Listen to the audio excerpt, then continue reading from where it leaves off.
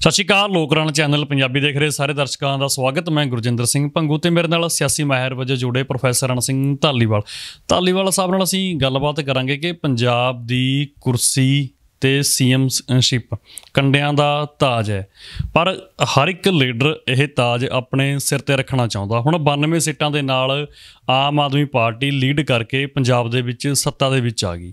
ਜੋ ਅੱਗੇ ਦੀਆਂ ਰਾਜਨੀਤਿਕ ਚੁਣੌਤੀਆਂ ਨੇ, ਇੱਕ ਤਾਂ ਮਾਰਚ ਮਹੀਨੇ ਦੇ ਵਿੱਚ ਰਾਜ ਸਭਾ ਦੀਆਂ ਇਲੈਕਸ਼ਨਾਂ ਨੇ, ਉਸ ਤੋਂ ਬਾਅਦ ਭਗਵੰਤ ਮਾਨ ਪਹਿਲਾਂ 14 'ਚ ਫਿਰ 19 ਦੇ ਵਿੱਚ ਸੰਗਰੂਰ ਤੋਂ ਮੈਂਬਰ ਪਾਰਲੀਮੈਂਟ ਬਣੇ ਸੀ। ਹੁਣ ਉਹ ਧੂਰੀ ਤੋਂ ਜਿੱਤ ਕੇ MLA ਬਣ ਗਏ, ਉਹ ਸੀਟ ਖਾਲੀ ਹੋ ਗਈ। ਉਸ 'ਤੇ ਵੀ ਗੱਲਬਾਤ ਕਰਾਂਗੇ, ਖਾਸ ਕੇ ਜੋ ਦਰਪੇਸ਼ ਚੁਣੌਤੀਆਂ ਨੇ ਰਾਜਨੀਤਿਕ ਤੌਰ 'ਤੇ ਆਮ ਆਦਮੀ ਪਾਰਟੀ ਨੂੰ ਅਤੇ ਭਗਵੰਤ ਮਾਨ ਨੂੰ, ਉਹ ਕੀ ਰਹਿਣਗੀਆਂ। ਧਾਲੀਵਾਲ ਸਾਹਿਬ, ਸਭ ਤੋਂ ਪਹਿਲਾਂ ਤੁਹਾਡਾ ਬਹੁਤ ਬਹੁਤ ਸਵਾਗਤ ਜੀ। ਮਿਹਰਬਾਨੀ ਜੀ, ਬਹੁਤ ਬਹੁਤ ਧੰਨਵਾਦ। ਸਰੋਤਿਆਂ ਨੂੰ ਵੀ ਸਤਿ ਸ਼੍ਰੀ ਅਕਾਲ। ਇਹਨਾਂ ਦੇ ਰੂਬਰੂ ਕਰਨ ਦਾ ਮੌਕਾ ਦਿੱਤਾ, ਮਿਹਰਬਾਨੀ ਜੀ। ਧਾਲੀਵਾਲ ਸਾਹਿਬ, ਆਖਰ ਸਰਕਾਰ ਤਾਂ ਬਣ ਗਈ, ਲਗਾਤਾਰ ਆਪਾਂ ਗੱਲਬਾਤ ਕਰ ਰਹੇ ਹਾਂ। ਜੇਕਰ ਆਪਾਂ ਚੁਣੌਤੀਆਂ ਦੀ ਗੱਲ ਕਰੀਏ ਕਿ ਆਮ ਆਦਮੀ ਪਾਰਟੀ ਲਈ ਪੰਜਾਬ ਦੇ ਵਿੱਚ ਜੋ ਵਾਅਦੇ ਕੀਤੇ ਗਏ ਸੀ ਜਾਂ ਫਿਰ ਜੋ ਰਾਜਨੀਤਿਕ ਚੁਣੌਤੀਆਂ ਨੇ, ਕਿਹਾ ਜਾਂਦਾ ਹੈ ਕਿ ਉਹਨਾਂ ਦਾ ਰਾਹ ਸੁਖਾਲਾ ਨਹੀਂ ਹੈਗਾ। ਤੁਸੀਂ ਪ੍ਰੋਫੈਸਰ ਰਹੇ ਹੋ, ਸਿੱਖਿਆ ਦੇ ਖੇਤਰ ਨਾਲ ਜੁੜੇ ਰਹੇ ਹੋ, ਲਗਾਤਾਰ ਤੁਸੀਂ ਲੋਕਾਂ ਦੀ ਮਾਨਸਿਕਤਾ ਨੂੰ ਪੜ੍ਹਦੇ ਹੋ, ਦੇਖਦੇ ਹੋ, ਤੁਸੀਂ ਕਿਵੇਂ ਸਮਝਦੇ ਹੋ ਸਾਰੇ ਵਰਤਾਰੇ ਨੂੰ? ਭੰਗੂ ਸਾਹਿਬ, ਦੇਖੋ, ਇੱਕ ਗੱਲ ਜਿਹੜੀ ਹੈ ਉਹ ਬੜੀ ਸਾਫ਼ ਹੈ ਔਰ ਕਲੀਅਰ ਹੈ ਕਿ ਜਿਹੜੀ ਇਹ ਚੋਣ ਹੋਈ ਹੈ, ਇਸ ਚੋਣ ਦੇ ਵਿੱਚ ਬਹੁਤ ਵੱਡੀ ਭਾਰੀ ਮਾਤਰਾ ਦੇ ਵਿੱਚ ਜਿਹੜੀ ਮੈਜੋਰਿਟੀ ਨਾਲ ਜਿੱਤ ਪ੍ਰਾਪਤ ਹੋਈ ਹੈ ਆਮ ਆਦਮੀ ਪਾਰਟੀ ਨੂੰ। ਇਹ ਇਤਿਹਾਸਕ ਹੈ। ਇਤਿਹਾਸਕ ਇਸ ਲਈ ਮੈਂ ਕਹਿ ਰਿਹਾ ਕਿ ਦੇਖਣ 'ਚ ਆ ਰਿਹਾ ਹੈ ਕਿ ਇਸ ਤੋਂ ਪਹਿਲਾਂ ਸ਼ਾਇਦ ਇੰਨੀ ਵੱਡੀ ਗਿਣਤੀ ਦੀ ਮੈਜੋਰਿਟੀ ਕਿਸੇ ਨੂੰ ਪ੍ਰਾਪਤ ਨਹੀਂ ਹੋਈ। ਅਤੇ ਹੁਣ ਜਦੋਂ ਆਪਾਂ ਇਹ ਵੱਡੀ ਮੈਜੋਰਿਟੀ ਦੀ ਗੱਲ ਕਰਦੇ ਹਾਂ, ਜੇ ਇਹਨੂੰ ਸੰਕੇਤ ਮਾਤਰ ਆਪਾਂ ਸਮਝਣ ਦੀ ਕੋਸ਼ਿਸ਼ ਕਰੀਏ, ਸਮਝ ਉਹਦੇ ਵਿੱਚੋਂ ਇਹ ਆ ਜਾਂਦੀ ਹੈ ਕਿ ਇੱਕ ਪਾਸੇ ਅਸੀਂ ਇੱਕ ਇੰਟਰਪ੍ਰੀਟੇਸ਼ਨ ਇਹਦੀ ਪਰਿਭਾਸ਼ਾਈ ਬਣਾਉਂਦੇ ਹਾਂ ਕਿ ਲੋਕਾਂ ਨੇ ਦੋ ਰਵਾਇਤੀ ਪਾਰਟੀਆਂ ਦੇ ਖਿਲਾਫ ਗੁੱਸਾ ਕੱਢਿਆ, ਇਸ ਕਰਕੇ ਬਹੁਤ ਭਾਰੀ ਬਹੁਮਤ ਨਾਲ ਇੱਕ ਪਾਰਟੀ ਨੂੰ ਜਿਤਾਇਆ, ਜਿਹੜੀ ਕਿ ਪੰਜਾਬ ਵਿੱਚ ਪਹਿਲੀ ਵਾਰੀ ਸੱਤਾ 'ਚ ਆ ਰਹੀ ਹੈ। ਉਸ ਪਾਰਟੀ ਨੂੰ ਜਿਤਾਉਣ ਦਾ ਅਰਥ ਜਾਂ ਦੂਜੀਆਂ ਪਾਰਟੀਆਂ ਦੇ ਮੁਤਾਬਕ ਗੁੱਸਾ ਕੱਢਣ ਦਾ ਅਰਥ ਸਿੱਧਾ ਉਹਦਾ ਅਰਥ ਇਹ ਹੈ ਕਿ ਲੋਕਾਂ ਦੀਆਂ ਜਿਨ੍ਹਾਂ ਇਸ਼ਾਵਾਂ 'ਤੇ ਉਹ ਪਾਰਟੀਆਂ ਪੂਰੀਆਂ ਨਹੀਂ ਉਤਰੀਆਂ, ਗੁੱਸਾ ਤਾਂ ਹੈ। ਅਤੇ ਲੋਕਾਂ ਨੂੰ ਆਸ ਬਹੁਤ ਵੱਡੀ ਵੱਜੀ ਹੈ ਕਿ ਜਿਹੜੀਆਂ ਇਸ਼ਾਵਾਂ ਦੀ ਪੂਰਤੀ ਉਹ ਦੋ ਰਾਜਨੀਤਿਕ ਪਾਰਟੀਆਂ ਨਹੀਂ ਕਰ ਸਕੀਆਂ, ਇਹ ਕਰ ਪਾਏਗੀ, ਜਦੋਂ ਕਿ ਇਸ ਦੇ ਸਾਹਮਣੇ ਆਰਥਿਕ ਚੁਣੌਤੀਆਂ ਵੀ ਨੇ, ਸਮਾਜਿਕ ਚੁਣੌਤੀਆਂ ਵੀ ਨੇ, ਉਹ ਆਉਣ ਵਾਲੇ ਸਮੇਂ 'ਚ ਇਹਨੇ ਫੇਸ ਕਰਨੀ ਹੈ। ਪਰੰਤੂ ਤੁਰੰਤ ਇੱਕਦਮ ਜਿਹੜੀਆਂ ਸਾਹਮਣੇ ਰਾਜਨੀਤਿਕ ਚੁਣੌਤੀਆਂ ਨੇ, ਅੱਜ ਆਪਾਂ ਉਹਦੇ ਵਿਸ਼ਲੇਸ਼ਣ ਦੀ ਜੇ ਗੱਲ ਕਰੀਏ, ਉਹਦੇ ਵਿੱਚੋਂ ਮੈਂ ਸਮਝਦਾ ਹਾਂ ਕਿ ਸਰਕਾਰ ਬਣਨ ਵਾਲੀ ਹੈ। 16 ਤਰੀਕ ਨੂੰ ਸਰਕਾਰ ਨੇ ਹਲਫ ਲੈਣਾ, ਸਹੁੰ ਚੁੱਕਣੀ ਹੈ। ਸਹੁੰ ਚੁੱਕ ਰਸਮ ਦੀ ਅਨਾਊਂਸ ਹੋ ਗਿਆ ਹੈ ਕਿ ਉਹ ਖਟਕੜ ਕਲਾਂ ਵਿੱਚ ਹੋਏਗਾ। ਹੁਣ ਉਹ ਜਦੋਂ ਸਮਾਗਮ ਅਨਾਊਂਸ ਹੋ ਗਿਆ, ਉਸ ਸਮਾਗਮ ਅਨਾਊਂਸ ਹੋਣ ਤੋਂ ਬਾਅਦ ਕੁਛ ਇਸ ਤਰ੍ਹਾਂ ਦੀ ਹਿਲਜੁਲ ਦਿਖਾਈ ਦਿੱਤੀ ਕਿ ਹਾਲੇ ਹਾਰਨ ਤੋਂ ਬਾਅਦ ਮੁੱਖ ਮੰਤਰੀ ਚਰਨਜੀਤ ਸਿੰਘ ਚੰਨੀ ਨੇ ਉਸ ਦਿਨ ਦੁਪਹਿਰ ਤੱਕ ਜਾਣਾ ਸੀ ਕਿ ਉਹ ਆਪਣਾ ਅਸਤੀਫਾ ਦੇਣ ਗਵਰਨਰ ਨੂੰ ਰਸਮੀ ਤੌਰ 'ਤੇ ਪਹੁੰਚੇ ਵੀ। ਪਰ ਉਸ ਤੋਂ ਪਹਿਲਾਂ ਹੀ ਇੱਕ ਜਿਹੜਾ ਆਰਡਰ ਆ ਜਾਂਦਾ ਸਰਕਾਰ ਦੇ ਕਈ ਵਿਭਾਗਾਂ 'ਚ ਕਿ ਜੀ ਦੇਖਣ ਵਿੱਚ ਆਇਆ ਹੈ ਮੁਲਾਜ਼ਮ ਹਾਜ਼ਰ ਨਹੀਂ ਰਹਿੰਦੇ, ਉਹ ਮੁਲਾਜ਼ਮ ਸਮੇਂ ਸਿਰ ਆਉਣ। ਹੁਣ ਇਹਦਾ ਅਰਥ ਕੀ ਕੱਢੀਏ ਕਿ ਕੀ IAS ਲੌਬੀ ਜਿਹੜੀ ਇਸ ਸਮੇਂ ਦੇ ਦੌਰਾਨ ਸਰਕਾਰ ਦੇ ਕੰਮਕਾਜ ਚਲਾ ਰਹੀ ਹੈ, ਕੀ ਉਹਨਾਂ ਨੂੰ ਹੁਣ ਹੀ ਪਤਾ ਲੱਗਿਆ ਕਿ ਮੁਲਾਜ਼ਮ ਹਾਜ਼ਰ ਨਹੀਂ ਰਹਿੰਦੇ?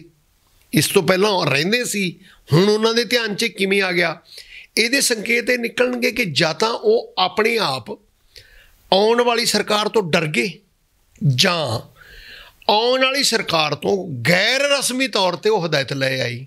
ਅਤੇ ਜੇ ਉਹ ਗੈਰ ਰਸਮੀ ਤੌਰ 'ਤੇ ਸਰਕਾਰ ਨੇ ਇਹ ਹਦਾਇਤਾਂ ਦੇਣੀਆਂ ਸ਼ੁਰੂ ਕਰਤੀਆਂ ਤਾਂ ਇਹਦਾ ਅਰਥ ਸਿੱਧਾ ਇਹ ਜਾਂਦਾ ਹੈ ਕਿ IAS ਲੌਬੀ, ਜਿਹਨੂੰ ਬਿਊਰੋਕਰੈਟਸ ਕਹਿੰਦੇ ਆ ਜਾਂ ਜਿਹਨੂੰ ਬਾਬੂਸ਼ਾਹੀ ਕਹਿੰਦੇ ਆ ਪੰਜਾਬ 'ਚ, ਕਿ ਉਸ ਦੇ ਵਿੱਚ ਜਾਂ ਤਾਂ ਪਾਰਟੀ ਖੁਦ दहशत पैदा कर रही है, जां वो खुद पार्टी दे लीडरां तो, पार्टी दे कंमकार संभालण तो पहले ही एक बड़ा डर महसूस कर रहे ने। मेरे मुताबक ये आपदे आप च एक चुनौती है।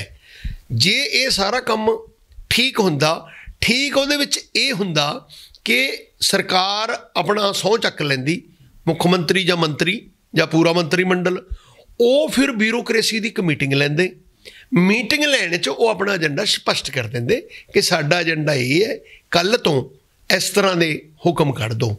फिर वो हुक्म नवीं सरकार दे हुंदे। हुण जिहड़े हुक्म निकले ने, मैं इन्हां नूं ये समझदा, मैं ये नवीं, क्योंकि नवीं सरकार दा हाले होंद च नहीं ना आई, सो इस करके ये हुक्म किहदे ने, ये बहुत काली च लिया होया फैसला। जे तां ये सरकार जिहड़ी नवीं बननी है, उन्हें दबाव पाया कि इदां दा एक पत्र जारी करो। फिर ये लग रहा है कि वो अपनी संविधानक दायरे नूं समझ ही नहीं रहे। फिर उन्होंने अपना पता नहीं कि साडी संविधानक जिम्मेवारी तो अजे शुरू होनी है। उस दिन तो पहले ही जेकर वो संविधानक जिम्मेवारियां निभाउणियां शुरू कर देंदे ने तां ये संविधानक तौर पर ठीक गल नहीं, मैं इहनूं इदां समझदा। ते जे उन्हां दा ये संकेत नहीं है तो ब्यूरोक्रेसी अपने आप ही इदां दे फैसले ले रही है, तो मैनूं ये लगता है जो दो ही अर्थ निकलते हैं कि ज़्यादा ब्यूरोक्रेसी डरी हुई है, ਜਾਂ ब्यूरोक्रेसी अपने तरीके नाल उन्हां लई एक नवीं समस्यावां खड़ियां कर रही है। इस दे नाल ही आपां देख रहे हैं कि कल एक होर नवीं प्रॉब्लम आ गई कि कल एक बड़ी रैली दे रूप विच आम आदमी ने पंजाब दे विच एक इकट्ठ किया। वो इकट्ठ दे विच सुनने च आया, इदां दीयां पोस्टां भी आईयां ने, खबरां भी आउणगीआं कि सरकारी बसां नूं हदायत की गई कि उस इकट्ठां दे विच ओह पहुंचण, जदों कि उस पार्टी ने अजे सरकारी तौर पर अहुदा संभालिया ही नहीं, उन्हां दी सरकार हाले बनी नहीं, तो ये सरकारी हदायत सरकारी फंक्शन किवें हो सकता है। मन्निया कि सौं चुक समागम है जिहड़ा सरकारी होएगा, वो सरकारी समागम दे विच सरकार दे कोई बाबूशाही, सरकार दे कोई ऑफिसर कोई हदायत दे सकते हैं, पर हाले सरकार होंद च नहीं आई। हुण इहदे दो ही गल्लां, फिर उही गल हुंदी है इत्थे कि जां तां जिहड़ी पार्टी दी सरकार बनन जा रही है ओह समय तो पहला अपने कुछ फैसले ले रही है जिहड़े संविधानक तौर पर ठीक नहीं हैगे, जां बाबूशाही उन्होंने इस तरह के फैसले लैके कसूती स्थिति विच पा रही है जिहदे नाल उन्हां दी संविधानक किरकिरी होवे। हुण इहदे विच ये आपदे आप च एकदम चुनौती के संकेत शुरू हो गए। ये आउण वाला समा दसेगा कि बाबूशाही नाल ये पार्टी किवें चलदी है।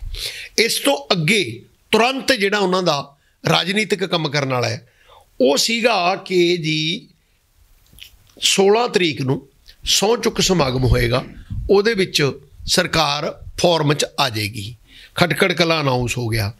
लेकिन कल ये कह लो कि ये एक सूचना आ रही है, हुण सारा कुछ क्लीयर हो जाएगा कि जिहड़े होण वाले प्रभावी मुख्यमंत्री ने वो कल्ले सौं चुकणगे, बाकी मंत्रीमंडल बाद विच सौं चुकेगा ये बड़े समागम दे विच। हुण इहदा अर्थ की है? इहदा अर्थ सीधा सीधा मैं इहनूं इदां समझदा कि पार्टी कोलों पहला अर्थ संकेत इहदा यह है कि डिसाइड नहीं होया कि मंत्री कौन कौन होणगे। डिसाइड करन नूं, फैसला लैण नूं कोई चिर नहीं लगदा। भगवंत मान ते केजरीवाल जी दो ही व्यक्ति ने जिन्हां ने फैसला लेना है। हाले इस स्ट्रक्चर च कोई इन्हां दी वर्किंग कमेटी, फलाना कमेटी, फैसला कमेटी, कोई इदां दी कमेटी नज़र नहीं आई। इन्हां दोनों तो उपर कुछ नहीं हैगा। जे ये दोनों बंदियां ने फैसला लेना है, फैसला लैण च देरी क्यों हो रही है? मैनूं नहीं लगता कि देरी फैसला लैण च हो रही है इस करके कि दोनों की मीटिंग नहीं हो सकी जां वो मिल नहीं सके। इहदा संकेत राजनीतिक ये जांदा कि फैसला लैण च देरी इसलिए हो रही है कि प्रैशर ग्रुप्स का, MLAs का, क्योंकि गिनती बहुत वड्डी ते जिते ने, 92 बंदे जिते ने। 92 बंदे चो मंत्री बनाया किनू जावे, ਇਹ ਇੱਕ ਗੁੰਝਲਦਾਰ ਫੈਸਲਾ ਹੈ ਕਿ ਉਹਦੇ ਨਾਲ ਕੁਛ MLA ਜਾਂ ਕੋਈ ਵੱਡੇ ਗਰੁੱਪ ਨਾਰਾਜ਼ ਨਾ ਹੋ ਜਾਣ। ਐਡੇ ਵੱਡੇ ਇਕੱਠ 'ਚ ਕੋਈ ਬਗਾਵਤੀ ਸੁਰ ਦਿਖਾਈ ਨਾ ਦੇ ਜਾਵੇ ਜਿਹਦੀ ਵੱਡੀ ਰੂਪ 'ਚ ਕਿਰਕਿਰੀ ਹੋ ਜਾਵੇ, ਗਲਤ ਮੈਸੇਜ ਚਲਾ ਜਾਵੇ। ਹਾਂ, ਇਸ ਕਰਕੇ ਉਹਨਾਂ ਨੇ ਇਹ ਫੈਸਲਾ ਲਿਆ ਹੋਏਗਾ ਕਿ ਅੱਜ ਦਾ ਦਿਨ ਪਹਿਲਾਂ ਇਕੱਲੇ ਮੁੱਖ ਮੰਤਰੀ ਫੈਸਲਾ ਲੈਣ। ਇਹ ਬਾਕੀ ਤਾਂ ਦੇਖੋ ਅਧਿਕਾਰਤ ਤੌਰ 'ਤੇ ਉਹਨਾਂ ਦੇ ਬਿਆਨ ਤੋਂ ਪਤਾ ਲੱਗੇਗਾ, ਹਾਲੇ ਤਾਂ ਮੀਡੀਆ ਦੀਆਂ ਨਿਊਜ਼ ਨੇ, ਸੂਤਰਾਂ ਤੋਂ। ਪਰ ਜੇ ਇਹ ਸੱਚ ਹੈ ਤਾਂ ਇਹ ਆਪਦੇ ਆਪ 'ਚ ਇਹ ਫੈਸਲਾ ਬਿਲਕੁਲ ਸਾਫ਼ ਤੌਰ 'ਤੇ ਦੱਸਦਾ ਹੈ ਕਿ ਸਾਰਾ ਕੁਝ ਠੀਕ ਨਹੀਂ ਹੈ। ਇਹਦਾ ਮਤਲਬ ਮੈਂ ਇਹ ਨਹੀਂ ਕਹਿੰਦਾ ਕਿ ਆਉਣ ਵਾਲੇ ਸਮੇਂ 'ਚ ਵੀ ਨਹੀਂ ਠੀਕ ਹੋਣਾ, ਠੀਕ ਹੋ ਸਕਦਾ ਹੈ, ਪਰ ਹਾਲੇ ਉਹ 'ਤੇ ਵਿਚਾਰ ਵਟਾਂਦਰਾ ਕਰਨ ਉਪਰੰਤ ਇਹ ਸੋਚਿਆ ਜਾਏਗਾ ਕਿ ਕਿਤੇ ਇੱਦਾਂ ਦੀ ਗੱਲ ਨਾ ਹੋਵੇ ਉੱਥੇ ਕੋਈ ਮੰਤਰੀ, ਜਿਸ ਤਰ੍ਹਾਂ ਪਿਛਲੇ ਸਮੇਂ 'ਚ ਆਪਾਂ ਦੇਖਿਆ ਨਾ, ਇੱਕ ਸਮਾਗਮ 'ਚ ਹਾਈ ਕਮਾਂਡ ਦੇ ਸਾਹਮਣੇ ਇੱਕ ਪਾਰਟੀ ਦੇ ਪ੍ਰਧਾਨ ਨੇ ਕਹਿਤਾ ਸੀ ਕਿ ਮੈਂ ਬੋਲਦਾ ਹੀ ਨਹੀਂ ਹੈਗਾ, ਮੈਂ ਬੋਲਣਾ ਹੀ ਨਹੀਂ ਇੱਥੇ। ਕੋਈ ਇੱਦਾਂ ਦੀ ਗੱਲ ਨਾ ਹੋ ਜੇ ਨਾ, ਕੋਈ ਉਹਦੇ ਵਿੱਚੋਂ ਕੋਈ ਬਗਾਵਤ ਕਰਕੇ ਖੜ ਜੇ, ਜਾਂ ਕੋਈ ਕਵੇ ਵੀ ਮੈਂ ਤਾਂ ਸਹੁੰ ਹੀ ਨਹੀਂ ਚੱਕਦਾ, ਜਾਂ ਕੋਈ ਕਵੇ ਵੀ ਮੈਨੂੰ ਕਿਉਂ ਨਹੀਂ ਸਹੁੰ ਚੁਕਾਈ ਜਾ ਰਹੀ। ਉੱਥੇ ਬਹੁਤ ਐਂਬੈਰਸਮੈਂਟ ਹੁੰਦੀ ਹੈ। ਇਹ ਮੈਸੇਜ ਬਹੁਤ ਗਲਤ ਜਾਂਦਾ ਹੈ। ਪਾਰਟੀ ਚਾਹੁੰਦੀ ਹੈ ਕਿ ਕਿਸੇ ਤਰ੍ਹਾਂ ਦੀ ਗਲਤੀ ਕੋਈ ਨਜ਼ਰ ਨਾ ਆ ਜੇ। ਪਾਰਟੀ ਚਾਹੁੰਦੀ ਵੀ ਹੈ, ਪਰ ਸੰਕੇਤ ਇਹ ਮਿਲ ਰਿਹਾ ਹੈ ਕਿ ਹਾਲਾਤ ਇੱਦਾਂ ਦੇ ਬਣਦੇ ਜਾ ਰਹੇ ਨੇ ਜਿਹਦਾ ਪਾਰਟੀ 'ਤੇ ਬਹੁਤ ਪ੍ਰੈਸ਼ਰ ਹੈ। ਇੰਨਾ ਸੌਖਾ ਨਹੀਂ ਫੈਸਲਾ ਲੈਣਾ। ਜਿੰਨਾ ਇਹ 'ਚ ਡਿਲੇ ਹੋਊਗੀ ਓਨਾ ਹੀ ਮੀਡੀਆ ਆਪਦੇ ਤਰੀਕੇ ਨਾਲ, ਮੀਡੀਆ ਦਾ ਹੀ ਕੰਮ ਹੁੰਦਾ ਹੈ, ਮੀਡੀਆ ਨੇ ਜਿਹੜੀਆਂ ਕਣਸੋਆਂ ਲੈਣ 'ਤੇ ਉਹਨਾਂ 'ਤੇ ਖਬਰਾਂ ਬਣਾਉਣੀਆਂ ਨੇ ਵੀ ਪਾਰਟੀ ਦੇ ਵਿੱਚ ਨਾਰਾਜ਼ਗੀ ਫੈਲ ਗਈ, ਇੱਕ ਧੜਾ ਨਾਰਾਜ਼। ਜਿਵੇਂ ਮੀਡੀਆ ਨੇ ਇੱਕ ਖਬਰ ਲਾਤੀ ਕਿ ਜਿਹੜੇ ਦਿੱਗਜ ਬੰਦਿਆਂ ਨੂੰ ਹਰਾ ਕੇ ਆਏ ਨੇ ਉਹਨਾਂ ਨੂੰ ਵੀ ਸ਼ਾਇਦ ਮੰਤਰੀ ਬਣਾਇਆ ਜਾਵੇ। ਇਹਦਾ ਅਰਥ ਮੈਂ ਇਹ ਲੈਣਾ, ਬਣਾਇਆ ਜਾਵੇ ਜਾਂ ਨਾ ਬਣਾਇਆ ਜਾਵੇ ਤਾਂ ਬਾਅਦ ਦੀ ਗੱਲ ਹੈ, ਪਰੰਤੂ ਉਹਨਾਂ ਸਾਰਿਆਂ ਦੇ ਵਿੱਚ ਵੱਡੀ ਆਸ ਤਾਂ ਜਗਾਤੀ ਨਾ। ਉਹ ਆਸ ਜਾਗ ਪਈ ਤਾਂ ਉਹ ਸਾਰੇ ਇੱਦਾਂ ਦੇ ਤਾਂ 10-12 ਬੰਦੇ ਉਹੀ ਹੋਣਗੇ, ਜਿਹੜੇ ਪੁਰਾਣੇ MLA ਨੇ ਉਹ ਹੋਣਗੇ। ਹੁਣ ਉਹਨਾਂ ਦੇ ਵਿੱਚੋਂ ਕਿਉਂਕਿ ਜਦੋਂ ਆਪਾਂ ਮੰਤਰੀ ਬਣਾਉਂਦੇ ਹਾਂ, ਮੰਤਰੀ ਬਣਾਉਣ ਵੇਲੇ ਬਹੁਤ ਸਾਰੀਆਂ ਗੱਲਾਂ ਦਾ ਧਿਆਨ ਰੱਖਿਆ ਜਾਂਦਾ ਹੈ ਕਿ ਇਸਤਰੀਆਂ ਨੂੰ ਪੂਰੀ ਪ੍ਰਤੀਨਿਧਤਾ ਮਿਲ ਰਹੀ ਹੈ, ਸਾਰੇ ਖੇਤਰਾਂ ਨੂੰ ਠੀਕ ਪ੍ਰਤੀਨਿਧਤਾ ਮਿਲ ਰਹੀ ਹੈ, ਸਾਰੇ ਜ਼ਿਲ੍ਹਿਆਂ ਨੂੰ ਠੀਕ ਪ੍ਰਤੀਨਿਧਤਾ ਮਿਲ ਰਹੀ ਹੈ, ਸਾਰੀਆਂ ਬਰਾਦਰੀਆਂ ਜਾਤੀਆਂ ਨੂੰ, ਭਾਵੇਂ ਸੰਵਿਧਾਨ ਜਾਤੀ ਨੂੰ ਨਹੀਂ ਮੰਨਦਾ ਪਰ ਫਿਰ ਵੀ ਮਤਲਬ ਜਿਹੜੇ ਅਨੁਸੂਚਿਤ ਜਾਤੀਆਂ ਦੀ ਪ੍ਰਤੀਨਿਧਤਾ ਠੀਕ ਮਿਲ ਰਹੀ ਹੈ। OBC ਦੀ ਪ੍ਰਤੀਨਿਧਤਾ, ਤੁਹਾਡੇ ਸਾਹਮਣੇ ਯਾਦ ਹੋਏਗਾ ਪਿਛਲੀ ਸਰਕਾਰ ਦੇ ਵਿੱਚ ਗਿਲਜੀਆਂ ਨੇ, ਇੱਕ ਮੰਤਰੀ ਸੀ ਜਿਹੜੇ ਸੰਗਤ ਸਿੰਘ ਗਿਲਜੀਆਂ, ਉਹਨਾਂ ਨੇ ਕਿੰਨੀ ਚਿਰ ਇੱਕ ਪ੍ਰੋਬਲਮ ਖੜੀ ਕਰਕੇ ਰੱਖੀ ਕਿ OBC ਦੀ ਪ੍ਰਤੀਨਿਧਤਾ ਨਹੀਂ ਹੈ ਜੀ ਇਹ ਸਰਕਾਰ 'ਚ, ਭਾਵੇਂ ਸਰਕਾਰ ਚੱਲ ਰਹੀ ਸੀ ਪਹਿਲਾਂ ਵੀ ਬਾਅਦ 'ਚ ਵੀ। ਸੋ ਇਸ ਕਰਕੇ ਇਹ ਸਾਰੇ ਤਾਲਮੇਲ ਬਿਠਾਉਣੇ ਕਿ ਰੂਰਲ, ਅਰਬਨ, ਧਾਰਮਿਕ ਜਿਹੜੀਆਂ ਸ਼੍ਰੇਣੀਆਂ ਨੇ ਉਹਨਾਂ ਨੂੰ ਠੀਕ ਪ੍ਰਤੀਨਿਧਤਾ ਦਿਖਾਉਣ ਵੇਲੇ ਕਈ ਵਾਰੀ ਜਿਹੜੀ ਜਿਹਨੂੰ ਆਪਾਂ ਸੀਨੀਅਰਿਟੀ ਕਹਿੰਦੇ ਆ ਉਹ ਭੰਗ ਵੀ ਕਰਨੀ ਪੈਂਦੀ ਹੈ। ਮਤਲਬ ਹੋ ਸਕਦਾ ਕਿਸੇ ਇੱਕ ਵਿਸ਼ੇਸ਼ ਵਰਗ ਨੂੰ ਪ੍ਰਤੀਨਿਧਤਾ ਦੇਣ ਲਈ ਜੇ ਉਹਨਾਂ ਦਾ ਕੋਈ ਸੀਨੀਅਰ ਬੰਦਿਆਂ 'ਚ ਨਹੀਂ ਹੈ ਬੈਠਾ ਤਾਂ ਜੂਨੀਅਰ ਨੂੰ ਕਿਸੇ ਨੂੰ ਦੇਣਾ ਪੈਂਦਾ ਕਈ ਵਾਰੀ। ਸੋ ਇਸ ਕਿਸਮ ਨਾਲ ਇਹ ਬਹੁਤ ਵੱਡਾ ਚੈਲੰਜ ਹੈ ਮਿਨਿਸਟਰੀ ਬਣਾਉਣਾ, ਅਤੇ ਇਹ ਦੋ ਤਿੰਨ ਦਿਨਾਂ 'ਚ ਪਤਾ ਲੱਗੂਗਾ। ਇੱਕ ਗੱਲ ਸੰਕੇਤ ਜ਼ਰੂਰ ਚਲੀ ਗਈ ਕਿ ਜੇ ਮੁੱਖ ਮੰਤਰੀ ਇਕੱਲਾ ਸਹੁੰ ਲੈਂਦਾ ਇਹਦਾ ਮਤਲਬ ਇਹ ਫੈਸਲੇ 'ਚ ਕੋਈ ਪੇਚ ਫਸ ਗਿਆ। ਤੇ ਦੂਜਾ ਇੱਕ ਹੋਰ ਐਪੀਸੋਡ ਹੈ ਜੀ ਰਾਜਨੀਤੀ ਜੀ ਕਿ ਇੱਕ ਤਾਂ ਰਾਜ ਸਭਾ ਦੀਆਂ ਚੋਣਾਂ, ਦੂਜਾ ਭਗਵੰਤ ਮਾਨ ਦਾ ਉੱਥੋਂ ਅਸਤੀਫਾ, ਪਾਰਲੀਮੈਂਟ। ਮੈਂ ਇਹਨਾਂ ਗੱਲਾਂ ਤੇ ਆਉਣਾ ਜੀ। ਰਾਜ ਸਭਾ ਦੀਆਂ ਚੋਣਾਂ ਇੱਕ ਐਸੀ ਚੀਜ਼ ਹੈ ਕਿ ਇਹ ਖੁਦ ਆਮ ਆਦਮੀ ਪਾਰਟੀ ਨੂੰ ਨਹੀਂ ਪਤਾ ਸੀ ਕਿ ਐਡਾ ਵੱਡਾ ਚੈਲੰਜ ਹੋਏਗਾ। ਕਿਉਂਕਿ 10 ਮਾਰਚ ਨੂੰ ਇਲੈਕਸ਼ਨ ਦਾ ਰਿਜ਼ਲਟ ਆਉਂਦਾ ਹੈ। 10 ਮਾਰਚ ਤੋਂ 16 ਮਾਰਚ ਨੂੰ ਸਰਕਾਰ ਨੇ ਸਹੁੰ ਚੁੱਕਣੀ ਹੈ। 16 ਮਾਰਚ ਤੋਂ ਹੋ ਸਕਦਾ 20 ਮਾਰਚ ਤੱਕ ਜਾਂ ਇਸ ਤੋਂ ਵੀ ਬਾਅਦ 2 ਦਿਨ ਮੰਤਰੀ ਮੰਡਲ ਦਾ ਵਿਸਥਾਰ ਹੋਣਾ ਹੈ। ਮਤਲਬ ਇਹ ਆਪਾਂ ਕਹੀਏ 16 ਮਾਰਚ ਤੋਂ 3-4 ਦਿਨ, 5 ਦਿਨ, ਹਫ਼ਤਾ ਬਾਅਦ, ਕਿੰਨੇ ਦਿਨ ਵੀ ਲੱਗ ਸਕਦੇ ਹੈ। ਹੁਣ ਉਹ ਸਾਰੀ ਸਰਕਾਰ ਇੱਥੇ ਫਸੀ ਰਹੂਗੀ, ਉਹ ਡਿਸੀਜਨ ਦੇ ਪੇਚ 'ਚ ਉਹ ਫੈਸਲਾ ਲੈਣਾ ਹੈ। ਅਤੇ ਸਿਰਫ ਮਾਰਚ ਦੇ ਮਹੀਨੇ ਜਿਹੜੇ ਪਾਰਲੀਮੈਂਟ ਦੇ ਵਿੱਚ ਮੈਂਬਰ ਭੇਜਣੇ ਨੇ ਉਹਨਾਂ ਦਾ ਫੈਸਲਾ ਕਰਨਾ ਪੈਣਾ ਹੈ। ਉਹ ਫੈਸਲੇ ਦੇ ਵਿੱਚ 2 ਬਹੁਤ ਵੱਡੀਆਂ ਪੇਚ ਨੇ। ਇੱਕ ਕਿ ਇੰਨੀ ਵੱਡੀ ਗਿਣਤੀ ਨਾਲ ਆਮ ਆਦਮੀ ਪਾਰਟੀ ਨੂੰ ਨਹੀਂ ਸੀ ਪਤਾ ਕਿ ਅਸੀਂ 4 ਜਾਂ 5 ਮੈਂਬਰ ਵੀ ਭੇਜ ਸਕਦੇ ਹਾਂ। 4 ਤਾਂ ਕਲੀਅਰ ਕੱਟ ਸਾਫ਼ ਦਿਖਾਈ ਦਿਖਦਾ ਹੈ ਕਿ 4 ਤਾਂ ਉਹ ਭੇਜ ਹੀ ਸਕਦੇ ਨੇ, परंतु पंजवें लई जे उन्होंने कितों भी 6-7 बंदे मिल जाते हैं, मतलब मान लो आप एक कहिए कोई सौदा हो जाता है कि अकाली दल कहे कि असी 3 ते 4 असी हैगे हाँ, असी तुहाडी सपोर्ट कर देंगे, ठीक है ना, कि जेकर वो सपोर्ट कर देंगे ने तो 2 बीजेपी के व्यक्ति ने वो सपोर्ट करते हैं, 6 बंदे जे उन्होंने सपोर्ट कर देंगे ने तो उहदे नाल 5वां बंदा कोई इंडिपेंडेंट चुनिया जा सकता है। जरूरी नहीं वो इस गल ते हो सकता है कि मान लो ना वो अकाली दल का होवे ना वो आम आदमी पार्टी का होवे, किसी बड़े कद के बंदे नूं राज सभा भेज दो वो तो सहमत हो जान। वैसे तो अकाली दल के हिस्से एक भी नहीं आना, ठीक है, ये चंगी गल होएगी, पर यह चीज़ समा तो लेगी ना, थोनू मीटिंग तो करनी पऊगी, किसी नाल गलबात तो तोरनी पेगी। ये नाल ये है कि कांग्रेस का नुकसान हो सकता है, नहीं एक मैंबर वो लै जाएंगे, ठीक है कि नहीं, नहीं नहीं वोटां 18 उस तो बाद 18 बंदे उन्होंने कोले हैगे ने, एक मैंबर वो लै जाएंगे। उन्हां दा एक मैंबर रोकण लई जे ये 5 थावां ते 19 वंड लैण, मतलब तां ये 5वां मैंबर भी लै सकते हैं।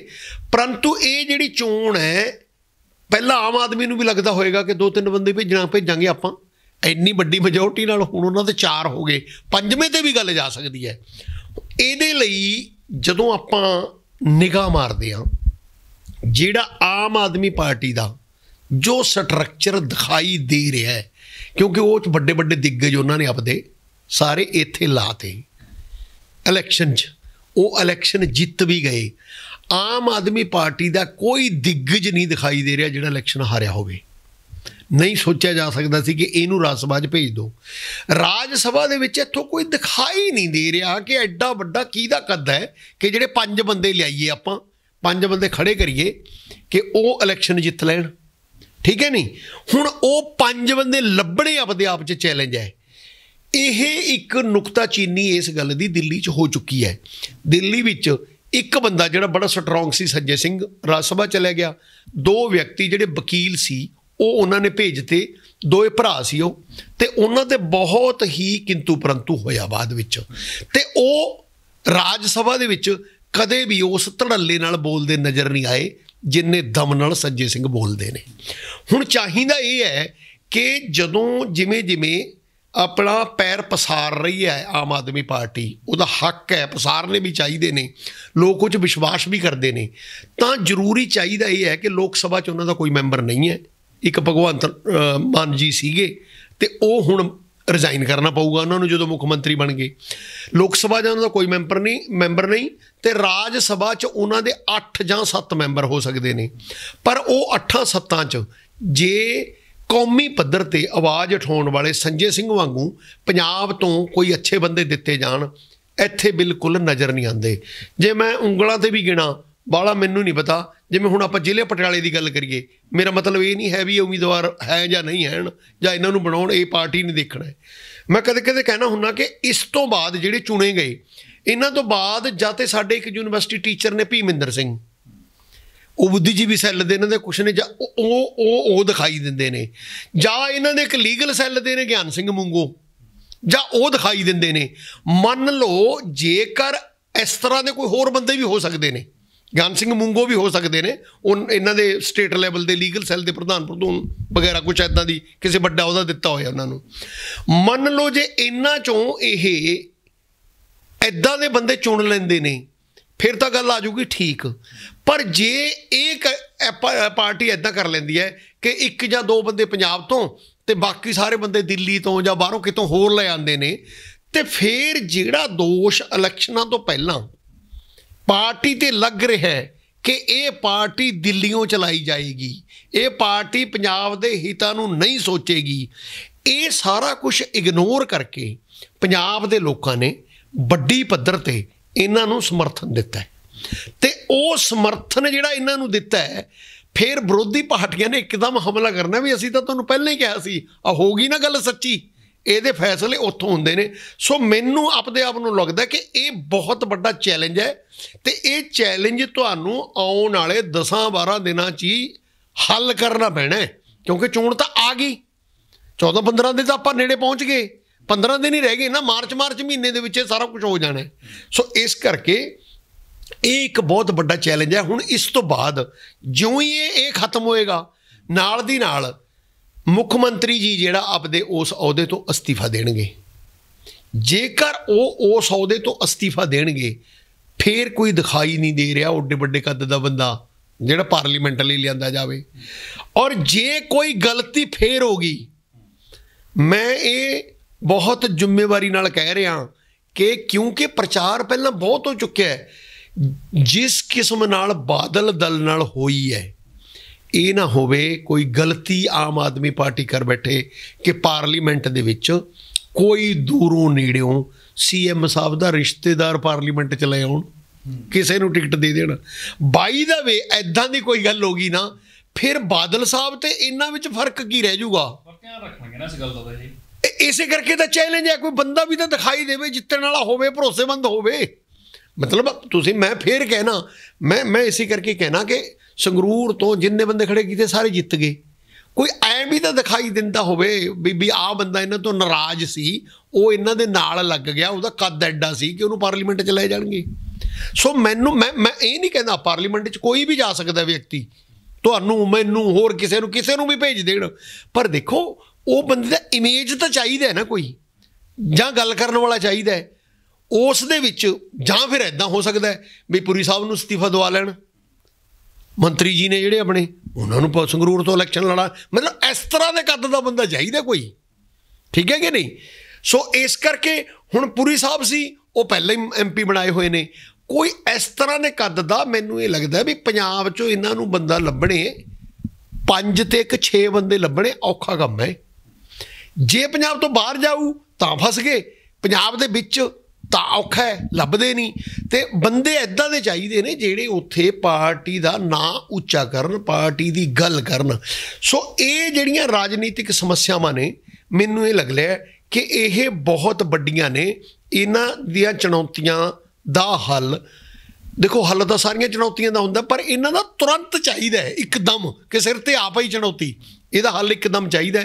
ਸੋ ਇਸ ਕਰਕੇ ਜਦੋਂ ਹੀ ਇਹੀ ਜੀ ਕੋਈ ਗੱਲ ਕਰਨਗੇ ਤਾਂ ਵਿਰੋਧੀ ਧਿਰ ਨੇ ਇੱਕਦਮ ਹੋ ਹੱਲਾ ਕਰਨਾ ਇਹਨਾਂ ਦੇ, ਕਿਉਂਕਿ ਵਿਰੋਧੀ ਧਿਰ ਵੀ ਇੰਨੀ ਨਿਰਾਸ਼ ਹੈ ਵੋਟਾਂ ਤੋਂ, ਜਨਤਾ ਤੋਂ।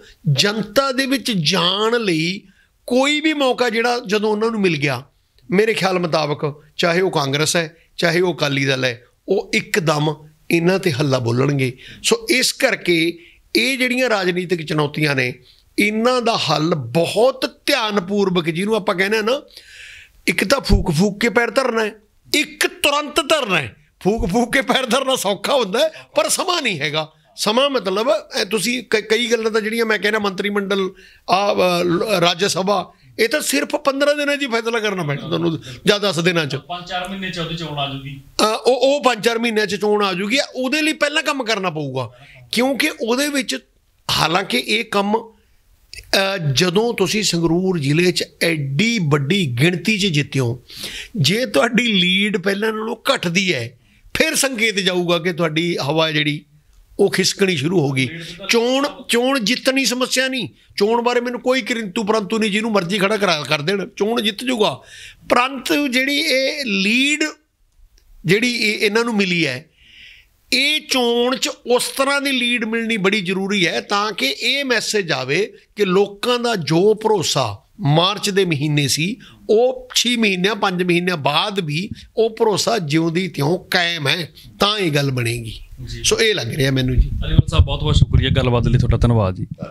ਜੀ ਦੋਸਤੋ, ਸਾਡੇ ਨਾਲ ਬਣੇ ਹੋਏ ਸੀ ਪ੍ਰੋਫੈਸਰ ਰਣ ਸਿੰਘ ਧਾਲੀਵਾਲ ਸਾਹਿਬ ਤੋਂ ਅਸੀਂ ਜਾਣਿਆ ਕਿ ਰਾਜਨੀਤਿਕ ਚੁਣੌਤੀਆਂ ਕੀ ਹੋਣਗੀਆਂ ਆਮ ਆਦਮੀ ਪਾਰਟੀ ਨੂੰ।